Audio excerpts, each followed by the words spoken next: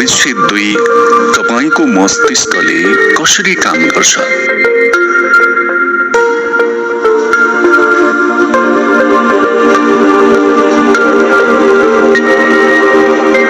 तपाईसँग मन र यसलाई प्रयोग गर्ने विधि तपाईले सिक्नुपर्छ।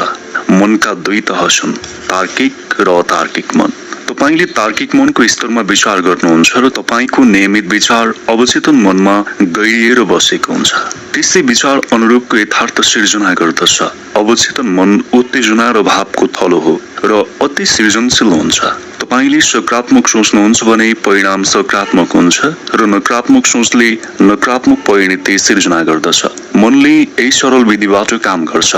याद राख्नै पर्ने कुरा के हो भने अवचेतन मनले कुनै पनि विचारलाई स्वीकार गर्छ जसले सो विचारलाई कार्यान्वयन गर्न थाल्छ। यो एउटा रोचक अनि सूक्ष्म सत्य नै हो। अवचेतन मनले सकारात्मक र नकारात्मक विचारमा भेदभाव नगरी समान प्रतिक्रिया जनाउँछ। यही नकारात्मक विचारमा जब यो नियम लागू हुन्छ यसले असफलता, अन्यल र दुःख जन्माउँछ। यस विपरीत जब विचार आनन्ददायक र रचनात्मक हुन्छ तपाईले राम्रो स्वास्थ्य, सफलता र सम्पन्नता हासिल गर्न सक्नुहुन्छ। तपाईले सकारात्मक सोच विचार गर्दा त्यसमा भाव समेत जोड्नु भयो भने शारीरिक र मानसिक स्वास्थ्य तपाईको अभिन्न अंग बन्छ। तपाईले मनमा अडान लिएका र यथार्थ मानेका हरेक कुरालाई तपाईको अवचेतन मनले स्वीकार गर्छ र तपाईको अनुभवमा जोड्दछ।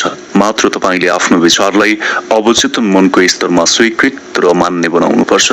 त्यसपछि अवचेतन मनको वास्तविक स्वभावले तपाईले चाहनु भएको स्वास्थ्य, शक्ति वा पद प्रतिष्ठाको प्राप्ति सम्भव बनाउँछ। जसै तपाईले स्पष्ट आदेश दिनुहुन्छ तपाईको अवचेतन मनले त्यसलाई यथार्थ बनाउने प्रतिक्रियात्मक प्रक्रिया सुरु गर्दछ। तपाईको चेतन मनले मान्यता दिएको विचार अनुरूप अवचेतन मनले प्रतिक्रिया दिन्छ। मनोविज्ञ र मनोचिकित्सकका अनुसार अवचेतन मनमा सन्देश वा संकेत प्रवाह हुँदा मस्तिष्क कोषमा अंकित हुन्छ, छाप पर्छ। अवचेतन मनले कुनै पनि विचार स्वीकार गर्ने बित्तिकै त्यसलाई प्रभावकारी बनाउने काम सुरु गरिहाल्छ। यसले पुराना अनुभव र सम्बन्धित घटनाबाट संकलित सम्पूर्ण ज्ञान सो कार्यमा पूर्णताका साथ लगानी गर्दछ।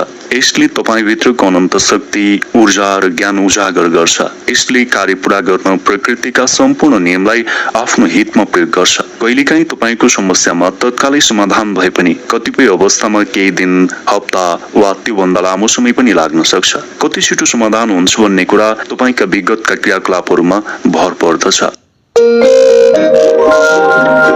चेतन र अवचेतन बीच भिन्नता तपाईले बुझ्नुपर्छ कि यी दुई छुट्टा छुट्टै मस्तिष्क होइनन्। यी त एकै मस्तिष्कका दुई भिन्न कार्यक्षेत्रका कार्य अवस्था मात्र हुन्। चेतन मन तार्किक मन हो।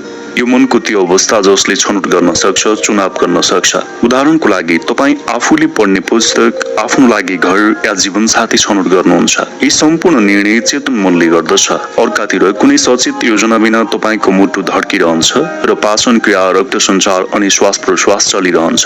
यी कार्य चेतन मनको नियन्त्रण बिना नै अवचेतन मनले सम्पन्न गर्दछ।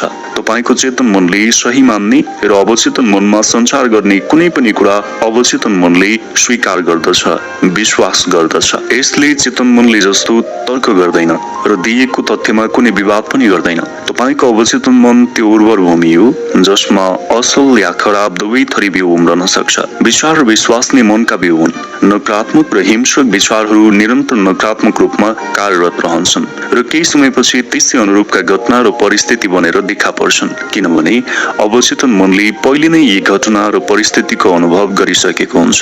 अवचेतन मनले तपाईका मनका सोचाइ राम्रा वा नराम्रा, सत्य वा झुटा हुन् भन्ने कुरा प्रमाणित नगरी तपाईको विचार वा सुझावको प्रकृति अनुसार प्रतिक्रिया दिन्छ।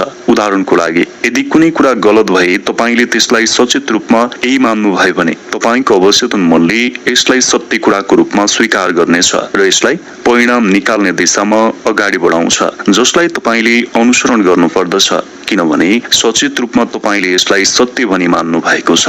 मनोविज्ञहरूको प्रयोग मनोविज्ञ र अन्य अनुसन्धानकर्ताद्वारा सम्मोहित अवस्थाका व्यक्तिहरूमा गरिएका असंख्य प्रयोगमा के देखिएको छ भने अवचेतन मन छनौट गर्न र तुलना गर्न असक्षम छ। ती प्रयोगमा अवचेतन मनमा सञ्चारित सुझाव जति नै झुटो वा आधारहीन भएमा पनि स्वीकार गर्छन् भनी निष्कर्ष निस्किएको छ। एकपटक कुनै सुझाव स्वीकार गरिसकिएपछि अवचेतन मनले त्यसै अनुरूपको परिस्थिति सिर्जना गर्न तल्लिनुहुन्छ। सञ्चारित सुझावमाथि अवचेतन मनको स्वीकारोक्ति हेर्दा यदि एउटा दक्ष सम्मोहनकर्ताले एउटा सम्मोहित व्यक्तिलाई ऊ नेपोलियन बोनापार्ट भएको वा कुकुर बिरालो भएको सुझाव दिन्छ भने उसले सो सुझाव अनुरूप नेपोलियन वा कुकुर बिरालो जस्तो व्यवहार र क्षमता देखाउँछ। निश्चित अवधिको लागि उसको व्यवहार र क्षमता परिवर्तन हुन्छ।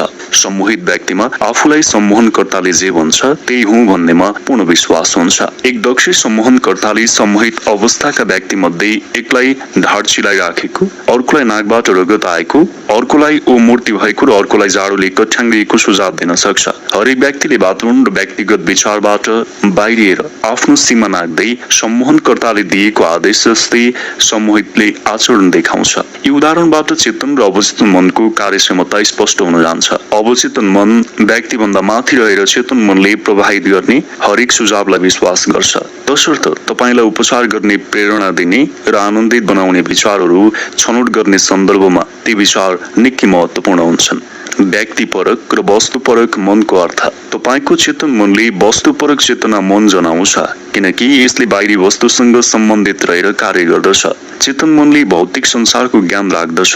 5 ज्ञानेन्द्रियहरू यसका अनुभव र अवलोकनका माध्यम हुन्। चेतन मनले बाहिरी दुनियासँगको सम्बन्धमा मार्ग निर्देशकको भूमिका निर्वाह गर्दछ। वस्तुपरक मनले अवलोकन, अनुभव र अध्ययनको आधारमा ज्ञान हासिल गर्दछ।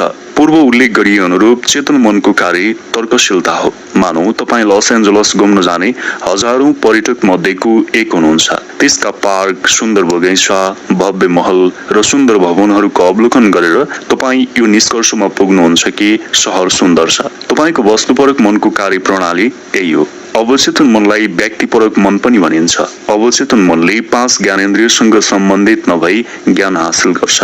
अवचेतन मनले अन्तर्बोधको माध्यमबाट ज्ञान हासिल गर्छ। यो भावको स्तर हो भने स्मृतिको भण्डार पनि हो। अवचेतन मनले सबैभन्दा प्रभावकारी रूपमा कार्य गर्दछ।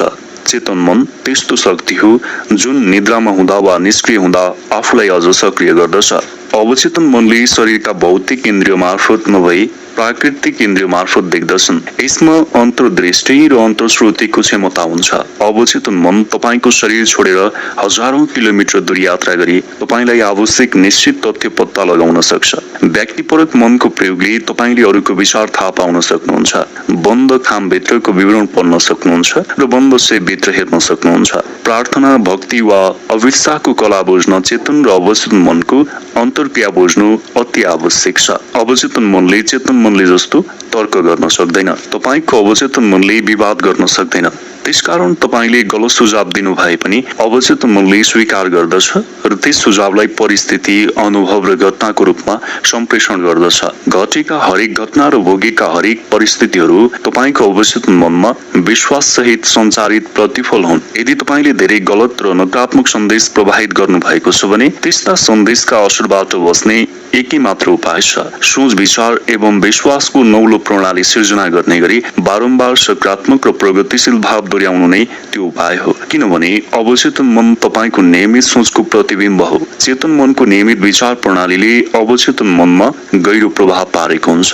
तपाईका नियमित सोच विचार सकारात्मक, प्रगतिशील, रचनात्मक र शान्त छन् भने यो तथ्य तपाईका लागि अति अनुकूल हुन सक्छ। तर तपाईले आफैलाई भय, त्रास, चिन्ता, तनाव, निराश भावमा डुबाउनु भएको छ भने यसको उपचार अवचेतन मनको शक्तिको पहिचान गरी प्रफुल्लता, स्वास्थ्य, सृजनशीलता प्राप्त गर्नु हो। अवचेतन मन आफैमा सृजनशील र दिव्य स्रोतसँग एकाकार भएकोले तपाईले गम्भीरताका साथ चाहनु भएको मुक्ति र आनन्दका लागि प्रक्रिया अघि बढाउँछ। सुझावको अद्भुत शक्ति। अहिलेसम्म तपाईले महसुस गर्नु भएको छ चेतन मन गेटको पाले जस्तै हो जसको महत्त्वपूर्ण कार्य अवचेतन मनमा पुग्न खोज्ने नकारात्मक भावको प्रभावलाई निस्तेज पार्नु हो। अब तपाई मनको आधारभूत कार्यप्रणालीसँग परिचित हुनु भएको छ। अवचेतन मनलाई सुझावले सहजै प्रभावित पार्दछ। अवचेतन मनले तर्क, विवाद या तुलना गर्दैन र हित वा अहित पनि जान्दैन। यी कार्यहरू चेतन मनको क्षेत्रभित्र पर्दछन्। अवचेतन मनले केवल चेतन मनले पठाएका सूचना र सुझावको प्रतिक्रिया देखाउँछ। यसले एक वा अर्को कार्यलाई प्राथमिकता दिँदैन। प्रस्तुत उदाहरण आत्म सुझावको विराट शक्तिको उत्कृष्ट उदाहरण हो। तपाईले जहाजका यात्री मध्ये संकुचित एक यात्रीलाई तपाई त अस्वस्थ देखिनुहुन्छ, अनुहार पहेँलो भएको छ।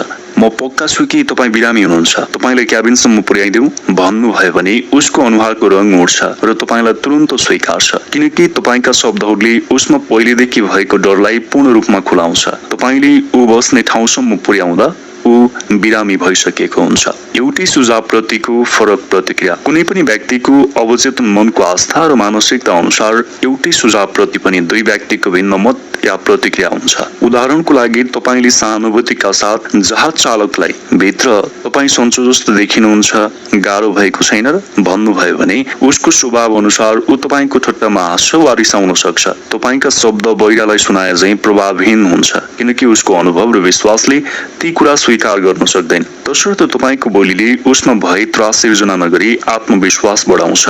अंग्रेजी शब्दकोशका अनुसार कसैको मनमा कुनै विचार पठाउनु सुझाव सजेसन हो। यो एक यस्तो मानसिक प्रक्रिया हो जसमा दिएको विचार स्वीकार गरिन्छ र कार्यमा उतारिन्छ। तपाईले याद राख्नुपर्ने कुरा, चेतन मनको अनुमति बिना कुनै पनि सुझावले अवचेतन मनमा प्रभाव पार्न सक्दैन। अर्को शब्दमा भन्नुपर्दा चेतन मनमा बाहिरी सुझावलाई अस्वीकार गर्न सक्ने शक्ति हुन्छ। त्यस चालकको सवालमा उसलाई बिरामीको कुनै डर त्रास थिएन। उसलाई आफ्नो प्रतिरोध शक्तिमा पूर्ण विश्वास थियो र त्यस सुझावले उसमा डर उत्पन्न गर्न सकेन। अरू यात्रीलाई दिएको त्यस्तै सुझावले उनीहरूमा कता कता लुकेको भयलाई जगाइदियो। हामीहरू हरेकमा भय, विश्वास अनि विचारको निश्चित प्रणाली अन्तर्निहित छ, जसले हाम्रो सम्पूर्ण जीवन सञ्चालन गरिरहेको हुन्छ। सुझावमा तबसम्म कुनै शक्ति वा प्रभाव हुँदैन जबसम्म तपाईले मानसिक रूपमा स्वीकार गर्नुहुन्न। यसकारण पनि तपाईले स्वीकार गर्ने सुझावको प्रकृति अनुरूपको नियन्त्रित र विशिष्ट घेरामा अवचेतन मन कार्यरत हुन्छ। कसरी उनले हात गुमाए। हरेक 2 या 3 वर्षमा म लन्डन ट्रुथ फोरमको काक्सन हलमा प्रवचन दिने गर्थेँ। यो फोरम मैले केही वर्ष अघि स्थापना गरेको थिएँ। निर्देशक डाक्टर एल्भिन रिलटले मलाई एक यस्तो लेख